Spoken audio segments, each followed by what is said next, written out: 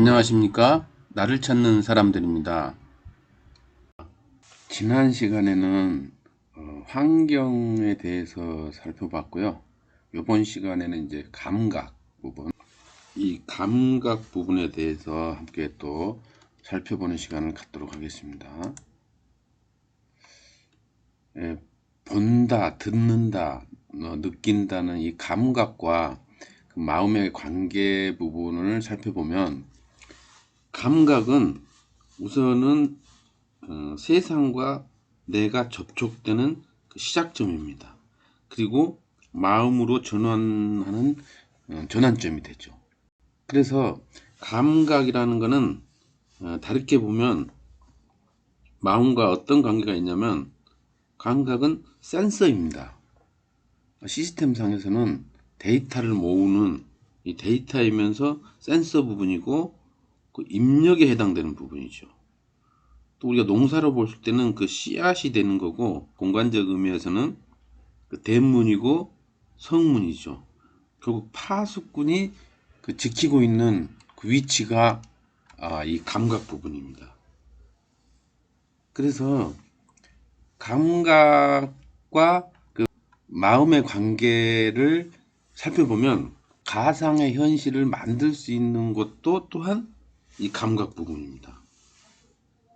새롭게 현실을 창조하는 거죠. 우리가 그 영화를 볼 때 아바타 4D가 나왔었잖아요. 아바타 2에서 3D나 4D는 뭐 의자가 막 움직이지 않습니까? 그럼으로써 내가 영화 속에 들어가 있는 것처럼, 현실 속에 아예 들어가 있는 것처럼, 실제로는 나는 영화관에 앉아 있을 뿐인데도 내가 마치 그 현실 안에 있는 것처럼 느끼게 만들어 버리죠. 그거의 핵심 부분이 결국은 어디서 이루어지냐? 이 감각 부분에서 이루어지고 있습니다. 또한 이 감각과 마음의 관계에서 보면, 눈에 들다, 누구의 눈에 든다, 내 눈에 들었다, 이런 건 뭐냐면 내 마음에 들었단 말이랑 똑같은 거죠. 말을 잘 듣는다, 신경을 쓰다는 것도 마음을 쓴다는 말과 통하고 있죠.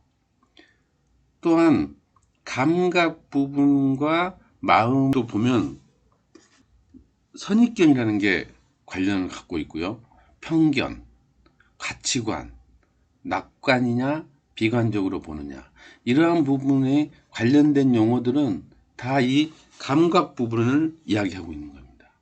이 감각 부분이 뒤에 연결되는 이 마음, 생각이나 감정에 직접적이고 지대한 영향을 미친다는 사실이죠.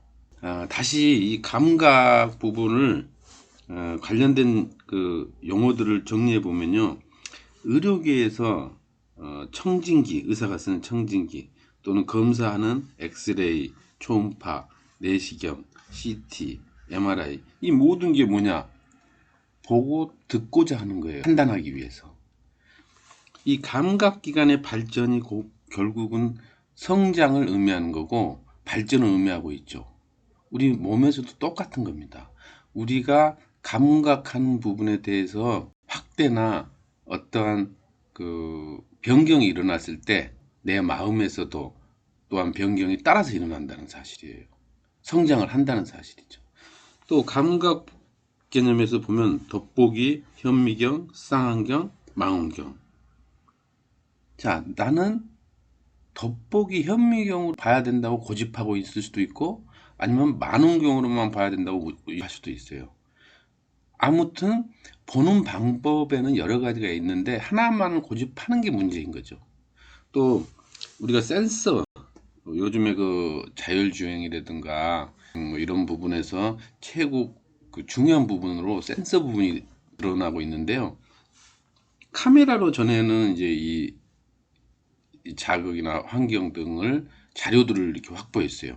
그러다가 이제 그 군사 기술 쪽에서 레이더, 이건 전파를 사용하고요. 또 더 발전한 라이다, 빛을 쏘아서 다시 오는 것을 활용해서 그런 단계까지 지금 있고 있습니다. 그래서 나는 무엇을 통해서 이 세상을 보고자 어떤 한 가지만을 가지고 본다고 고집하고 있지는 않는지, 또 감각이라는 이 부분은 무엇과 연결되어 있냐면요. 물론 이제 뭐 신경계통이나 신경 전달 물질은 이제 내 안으로 들어가는 통로이고, 이 감각은 감도하고 밀접한 관계가 있습니다. 그래서 여기에서 이 감도가 예민한지, 내 자신이 무딘지, 이걸 또 나에 대해서 파악을 해야 돼요. 신경증에 대한 관련된 그 약을 주는 거는 그 어떤 경우는 신경 안정제인데, 이 감도 부분을 조절하는 개념이라고 보면 돼요. 이해하시면 됩니다. 자, 그래서 나는 또는 우리는 무엇을 어떻게 보느냐의 이 차이가 결국 어디로 연결되냐면 내 마음의 변화와 직접적으로 연결된다는 그 사실이에요. 마음 변화에 상당한 영향을 주고 있죠.